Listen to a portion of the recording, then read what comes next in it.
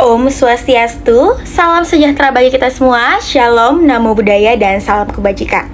Perkenalkan, kami dari kelompok 2 akan mempresentasikan mengenai materi, ruang lingkup, dan model manajemen strategi. Sebelum kami memulai presentasi, izinkanlah kami memperkenalkan diri terlebih dahulu. Perkenalkan, nama saya Kak Dewi Kawindi Putri dengan NPM 2021 321 212 78. Perkenalkan, nama saya Idewa Yohamisya Taralita dengan NPM 2021 321 21328. Perkenalkan, nama saya Niko Marika Ramaswari dengan NPM 311. Perkenalkan, nama saya Inyaman Aditya Putra dengan NPM 320. Perkenalkan, nama saya Eko Manggede Baskara Wiwekananda dengan NPM 322. Perkenalkan, nama saya Mario Bagus Kusama Putra NPM 319. Ruang lingkup manajemen strategi dibagi menjadi dua, yaitu lingkungan eksternal dan lingkungan internal. Lingkungan eksternal terdiri dari lingkungan umum dan lingkungan khusus. Lingkungan umum meliputi ekonomi, politik, hukum sosiokultural, teknologi, dimensi internasional, dan kondisi lingkungan alam. Sedangkan lingkungan khusus meliputi pemilik, pelanggan, klien, pemasok, pesaing dan suplai tenaga kerja, badan pemerintah, lembaga keuangan, media, dan serikat pekerja. Selanjutnya ada lingkungan internal, terdiri dari manusia, finansial, fisik, dan sistem, nilai dan budaya organisasi. Di mana untuk mengukur dan menganalisis lingkungan ini digunakan analisis SWOT. Analisis SWOT adalah metode perencanaan strategis yang digunakan untuk mengevaluasi kekuatan, kelemahan, peluang, dan ancaman dalam suatu proyek atau suatu spekulasi bisnis. Analisis SWOT dapat diterapkan dengan cara menganalisis dan memilih berbagai hal yang mempengaruhi keempat faktornya, kemudian menerapkannya dalam gambar matriks SWOT. Baik, terima kasih, akan dilanjutkan oleh teman saya. Di sini saya izin untuk menunjukkan materi yang sudah dijelaskan oleh teman saya. Yang pertama ada strengths atau kekuatan. Merupakan kondisi kekuatan yang terdapat dalam organisasi, proyek atau konsep bisnis yang ada. Yang kedua ada weakness atau kelemahan. Merupakan kondisi kelemahan yang terdapat dalam organisasi, proyek atau konsep bisnis yang ada. Yang ketiga ada opportunities atau peluang. Merupakan kondisi peluang berkembang di masa datang yang terjadi. Kondisi yang terjadi merupakan peluang dari luar organisasi, proyek atau konsep bisnis itu sendiri. Dan yang keempat ada threats atau ancaman. Merupakan kondisi yang mengancam dari luar. Ancaman ini dapat mengganggu organisasi, proyek atau konsep bisnis itu sendiri. Sekian dari saya, untuk materi saya akan dijelaskan oleh teman saya. Di sini saya akan melanjutkan presentasi yang dimana yaitu model manajemen strategi komprehensif menurut Fred R. David. Nah, di mana manajemen strategi itu mencakup beberapa tahap dan juga langkah yang harus dilalui.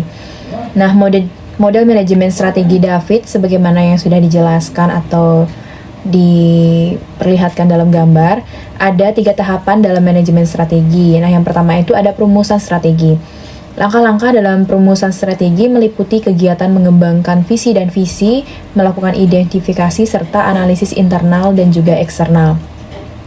Terus juga ada menetapkan tujuan jangka panjang dan menyusun strategi-strategi pilihan. Kemudian langkah yang kedua itu ada mengimplementasikan strategi seperti menerapkan strategi pemasaran, keuangan, akuntansi, litbang, dan lain sebagainya, dan juga menerapkan isu-isu strategi dalam mencapai tujuan. Terus tahap yang terakhir itu mengukur dan juga mengevaluasi kinerja. Baik, sekian dari saya, akan dilanjutkan oleh rekan saya. Baik, selanjutnya saya akan mempresentasikan mengenai slide model manajemen strategis menurut Hanger dan Whelan.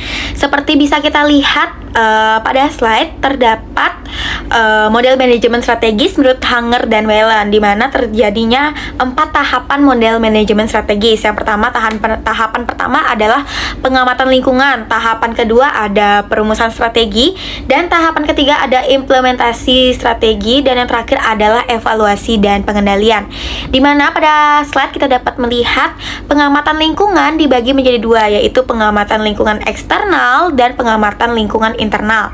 Di mana pada pengamatan lingkungan eksternal itu termasuk lingkungan sosial dan lingkungan tugas, seperti pengamatan lingkungan ekonomi, bagaimana sih lingkungan ekonomi pada saat sekarang, bagaimana lingkungan sosial dan politik, serta teknologi pada saat sekarang.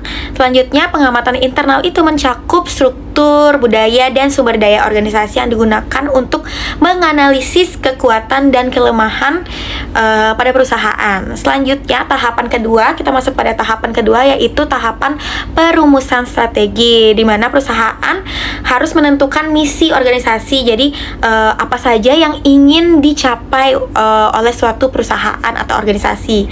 Dilanjutkan dengan penetapan tujuan yang menjadi sasaran atau goal suatu perusahaan untuk mencapai laba. Kemudian ditetapkanlah kebijakan yang menjadi pedoman umum untuk mengambil suatu keputusan. Kebijakan-kebijakan apa saja yang perlu ditaati dan dijalani.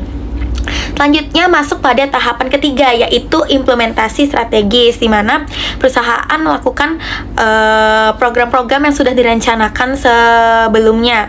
Selanjutnya perusahaan mengalokasi sumber daya yang dibutuhkan untuk menjalankan programnya. Dan tidak lupa perusahaan juga menerapkan peraturan atau kebijakan-kebijakan apa saja sih yang sudah ditetapkan pada tahapan perumusan strategi. Selanjutnya, tahapan terakhir adalah tahapan evaluasi dan pengendalian, di mana pada tahap ini kinerja perusahaan atau organisasi diukur dan dievaluasi untuk melihat sejauh mana pencapaian strategi-strategi yang sudah diterapkan, dan dilakukan juga pengendalian untuk membandingkan kinerja yang sebelumnya dan yang sekarang. Baik, sekian presentasi yang bisa saya sampaikan. Mohon maaf jika ada kesalahan kata. Selanjutnya akan dilanjutkan oleh rekan saya. Baik, di sini saya akan menjelaskan studi kasus yang berjudul penerapan model manajemen strategis Hanger dan Whelan pada restoran rasa Indonesia. Nah, pada pengamatan kali ini, restoran rasa Indonesia ini merupakan sebuah usaha yang berfokus pada penyajian masakan Indonesia yang autentik. Dalam upayanya meningkatkan pangsa pasar dan juga daya saing, manajemen restoran juga melakukan pengamatan lingkungan secara mendalam. Baik secara eksternal, mereka mencatat adanya peningkatan pada minat masyarakat terhadap makanan lokal.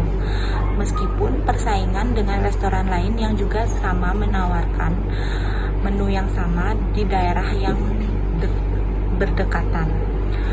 Dari sisi internal juga, restoran memiliki staf terlatih, namun dengan terbatasnya anggaran untuk pemasaran menjadi tantangan tersendiri bagi restoran tersebut. Selanjutnya ada strategi. Strategi sebagai langkah awal manajemen merumuskan strategi ini dengan menetapkan misi untuk menyajikan masakan Indonesia yang berkualitas tinggi dan juga pelayanan terbaik. Tujuan dari ditetapkannya strategi ini adalah untuk meningkatkan pangsa pasar sebesar 15% dalam 1 tahunnya, dan juga untuk mencapai tujuan tersebut, restoran meluncurkan kebijakan baru yang mencakup program loyalitas pelanggan seperti menawarkan diskon pada menu spesial. Sekian pemaparan dari saya, terima kasih. Di sini saya akan mempresentasikan 2 materi, yaitu yang pertama implementasi strategi dan yang kedua evaluasi dan pengendalian. Yang pertama yaitu implementasi strategi. Restoran mengembangkan program loyalitas di mana pelanggan dapat mengumpulkan poin dari setiap pembelian yang dapat ditukarkan dengan makanan gratis. Selain itu, anggaran yang dialokasikan untuk pemasaran ditingkatkan untuk mencakupi iklan di media sosial dan promosi di platform online seperti TikTok dan Instagram. Prosedur pelatihan juga dilakukan untuk membekali staf dengan pengetahuan mengenai program loyalitas dan teknik berinteraksi dengan pelanggan di dunia maya. Materi yang kedua yaitu evaluasi dan pengendalian. Untuk mengevaluasi kinerja strategi yang telah diterapkan, manajemen melakukan analisis terhadap peningkatan penjualan, jumlah pelanggan baru, dan tingkat kepuasan pelanggan melalui survei. Pengendalian dilakukan secara berkala dengan melakukan penyesuaian terhadap strategi berdasarkan umpan balik yang diterima serta hasil penjualan yang tercatat setiap kuartal. Sekian presentasi dari saya. Terima kasih. Baik, sekian presentasi dari kelompok 2. Mohon maaf jika kami ada salah kata yang menyinggung Bapak atau teman-teman sekalian. Dan terakhir saya ucapkan terima kasih. Om Santi Santi Santi Om.